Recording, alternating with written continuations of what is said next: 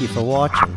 If you like what you see and hear, please subscribe and hit that bell button.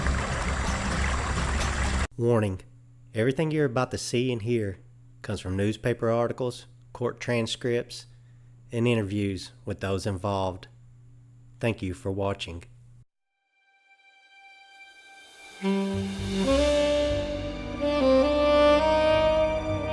For the most part, justice had been served. The families of the victims felt that Eric Boyd deserved more, and Judge Richard Baumgardner was about to throw the defendants a lifeline. During Vanessa's trial and the earlier trial of Raynella Dossett, Baumgardner was spotted nodding off. Soon, he would end up on the TBI's radar. It is discovered that Baumgardner was buying and abusing prescription painkillers. He pleads guilty to official misconduct, and his pension is spared. His actions would lead to new trials being ordered for the killers of Shannon Christian and Christopher Newsom. The public would later throw blame at the Knoxville News Sentinel. After all, reporter Jamie Satterfield had been to all the trials. The public would say that Satterfield had been in Baumgardner's courtroom for months. There is no way she didn't know that he was on something. She would be asked if she noticed anything odd about Baumgardner. She admitted to witnessing his odd behavior on the last day of Coleman's trial. She would be subpoenaed to testify at a hearing over the motion for new trials. However, she was never actually forced to testify. The public wasn't going to let the Knox News Sentinel off so easy. One emailer wrote the paper saying, "You too are to blame for not acknowledging things you have to know. You snoop in on everything else, so don't deny it." The Knox News Sentinel wasn't the only one that decided to ignore the judge's erratic behavior. During this time, Lamarcus Davison would go on trial for the Broadway Pizza Hut robbery, which was committed just a day after the killings. Vanessa Coleman's retrial would start first. This time, Ted Lavitt would try a new strategy. He would say that Coleman was as much of a hostage as Shannon and Chris. The 18-year-old tried to leave her boyfriend, but he roughed her up and forced her to stay. This time, the jury would be more lenient with Vanessa. While she was found guilty, her sentence would be reduced significantly. Her 53-year sentence would be cut down to 35 years. George Thomas's new trial would begin in May of 2013. Evidence presented at trial was largely the same. George was painted as a victim unable to escape Lamarcus and Cobbins. He would be found guilty once again. This time, he would be sentenced to life in prison with the possibility of parole. As for Lamarcus and Cobbins, the DNA evidence linked them to the crimes, and that prevented another trial. Nevertheless, the saga was far from over.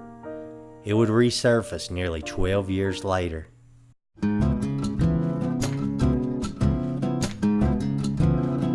In the end, the Christian and Newsom families wouldn't be happy with Eric Boyd going free.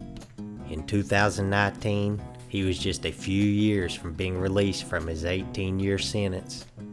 Chris's father would get in touch with Latavis Cobbins in hopes of convincing him to testify against Eric Boyd. After all, he took the stand in his trial. He could do it once again. Cobbins agreed, but he wanted something in return.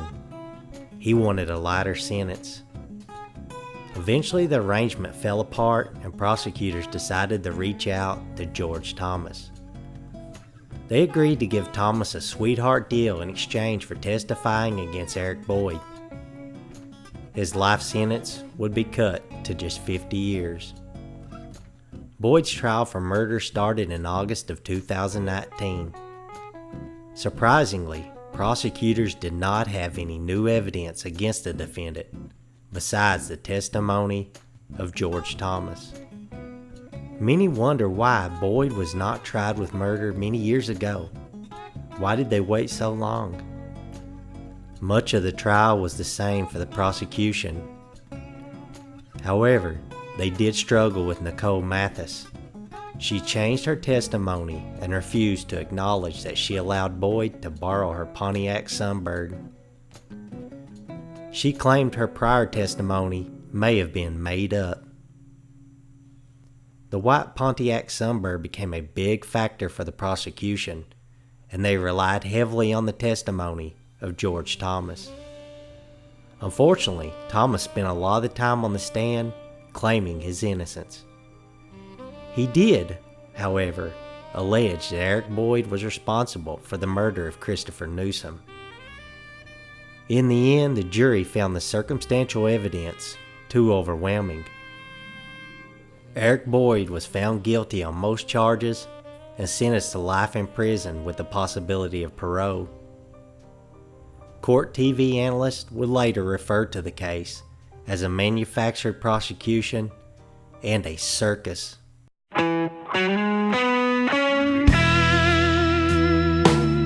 While it appears that all is said and done, many questions remain unanswered. Multiple DNA profiles were found on Channon Christian. Some of those profiles do not match the convicted criminals now sitting behind bars. Are there other killers roaming Knoxville streets at night? Did they move to your hometown in hopes of snatching another helpless victim? How about the individuals who willingly helped the suspects evade justice? They were hidden away by multiple individuals, including Daphne Sutton and Danielle Lightfoot. What about admitted drug dealer Vincent Wernemont? Despite learning about the murders, he provided Latavis Cobbins, George Thomas, and Vanessa Coleman with a place to stay and a ride out of Knoxville. At a federal grand jury, he pleaded the fifth. He lied to police. He married his girlfriend to prevent her from testifying against him. These individuals could easily be accused of the crimes Eric Boyd was convicted of at his first trial. Did it have something to do with Sutton's relationship with a KPD officer? Where is the outrage to bring these individuals to justice? Since the 2007 murders, Daphne Sutton has been arrested multiple times.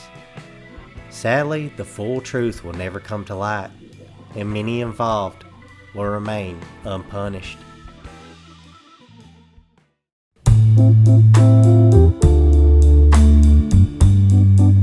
In the end, the main culprits are now locked away and will be for many years.